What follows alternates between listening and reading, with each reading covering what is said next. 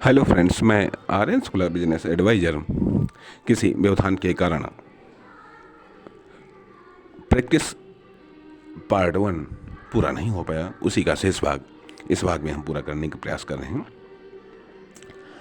तो हम बात कर रहे थे कि प्रैक्टिस अर्थात यदि जो प्रैक्टिस है, जो अभ्यास है, उससे आप कुछ बनते हैं।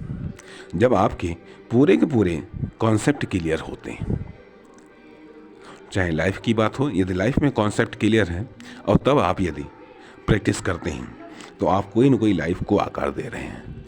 यदि आपकी बिजनेस में, आपकी फर्म, दुकान, कंपनी में या फैक्ट्री में बिल्कुल कॉन्सेप्ट क्लियर है, बिल्कुल स्पष्ट प्लानिंग है, बिल्कुल स्पष्ट लक्ष्य है, तो उस लक्ष्य को प्राप्त करने के लिए आप प्रैक्टिस करते हैं। अर्थात धीरे धीरे आपकी और मंजिल के बीच में जो दूरी है उसको कम करने का प्रयास करते हैं। लेकिन अब ये मेहनत नहीं हुई, क्योंकि यदि आप इसको मेहनत समझेंगे, तो कदाचित मैं समझता हूं कि आप उतना बेहतर तरीके से खुद को मोटिवेट नहीं कर पाएंगे, आप उतना बेहतर तरीके से खुद को सम्मानित नहीं कर पाएंगे, क्योंकि आप मेहनत करने के लिए नहीं हैं, आप एक वर्क करने के लिए नहीं हैं, आप एक वर्कर नहीं हैं, आप एक लीडर हैं, आप एक रोल मॉडल हैं, आप एक व्यावसायिक निर्देशक हैं, आप एक समाज को औद्योगिक रूप में, व्यावसायिक रूप में दिशा निर्देश करने वाले हैं। खुद को सम्मान दीजिए, खुद को सम्मान दीजिएगा, खुद के कार्य को सम्मान दीजिएगा, क्योंकि मेहनत करोगे, अरे हमने इतना वर्क कर लिया, हमने इतनी मेहनत कर ली, आपको थकान अधिक आएगी, शारीरिक रूप में भी, मानसिक रूप में भी, क्योंकि प्रैक्टिस एक्सपेरिमेंट भी मांगता है। मेहनत का एक पैटर्न सेट हो गया, ठीक है, सुबह से शाम, सुबह शाम, वही कार्य, उसका परिणाम क्या आ रहा है? अक्सर करके ये देखा जाता है कि सुबह 9 बजे दुकान खुली, रात के 10 बजे दुकान बंद हुई, सुबह 9 बजे दुकान खुली, रात के 10 बजे दुकान बंद हुई, सुबह 9 बजे दुकान खुली, 10 बजे दुकान बंद हुई। अर्थात बहुत सारे दुकानदार, न संडे है न कुछ, पूरा 365 दिन दुकान खुलनी है, 365 दिन दुकान खुलनी है। यह हार्ड वर्क है। बिजनेस हार्ड वर्क की डिमांड नहीं करता है।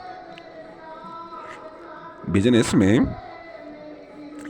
में लखपति, करोड़पति, अरबपति हार्ड वर्क से नहीं बनते। सवाल इस बात का उठता है कि आखिरकार उस मेहनत से परिवर्तन क्या हो रहा है, उस मेहनत से बदलाव क्या हो रहे हैं। इसलिए हम बात करते हैं कि प्रैक्टिस की। इसलिए इन्वेस्टमेंट पार्ट 2 अब आपका स्टार्ट है।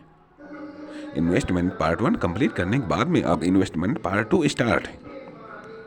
जब इन्वेस्टमेंट पार्ट 2 स्टार्ट है तो यह गैर मौद्रिक इन्वेस्टमेंट है। इस गैर मौद्रिक इन्वेस्टमेंट में आपको नंबर 1 पर तो आती है प्रैक्टिस की बात। अब आपको प्रैक्टिस करना है, मेहनत छोड़ करके अब आपको प्रैक्टिस करना है, प्रैक्टिस की प्लानिंग करनी है। प्रैक्टिस का ये जो दुकान है, आपकी फर्म है, आपकी कंपनी है या आपकी फैक्ट्री है, ये आपका वो फील्ड है जहाँ पर आप प्रैक्टिस करते हैं, जहाँ पर आप अभ्यास करते हैं, जहाँ पर आप निरंतर अभ्यास करते हैं। अब सवाल इस बात का उठता है कि सुबह से लेकर के आपने 12 घंटे तक दुकान खोली, उसमें आपने कौन सी प्रैक्टिस की, कितनी प्रैक्टिस की, या आपने क्या किया, या केवल आपने टाइम पास ही किया, खुद का भी, अपने एम्प्लॉय का भी टाइम पास किया। कम से कम टाइम पास करने का तो माध्यम नहीं है बिजनेस टाइम पास करने का माध्यम नहीं है कि बिजनेस के सहारे किसी दुकान, फर्म या कंपनी के सहारे अपना पूरा जीवन ही पार कर दो। कम से कम हम ऐसी बात को नहीं मानते। बिजनेस टाइम पास करने का एक माध्यम बिल्कुल नहीं है, कदापि नहीं है। इसीलिए यहाँ पर अब कहा जा रहा है कि इन्वेस्टमेंट पार्ट टू में गैर मौद्रिक इन्वेस्टमेंट होता है। गैर मौद्रिक इन्वेस्टमेंटों को समझना होगा, जानना होगा और उन्हें इम्प्लीमेंट करना होगा। हालांकि इनके इम्प्लीमेंट में जानने में भले पैसा खर्च होता है, जानने में भले टाइम खर्च होता है, लेकिन संभवतः इनके इम्प्लीमेंट में पैसा नहीं खर्च होता है। साहस की ज़रूरत होती है, हिम्मत की ज़रूरत होती है, लेकिन साथ ही साथ उस अब तक के जो व्यावसायिक सोच बनी हुई है, जो व्यावसायिक बिलीव्स बने हुए हैं, उनमें एक बदलाव की आवश्यकता होती है। इसलिए अब ज़रूरी है कि हाँ, हम इन्वेस्टमेंट पार्ट 2 को समझें और उनमें किन किन चीज़ों का इस्तेमाल होता है उनको समझें। हम विभिन्न भागों के माध्यम से हम इसी पर चर्चा करेंगे। नमस्कार, धन्यवाद।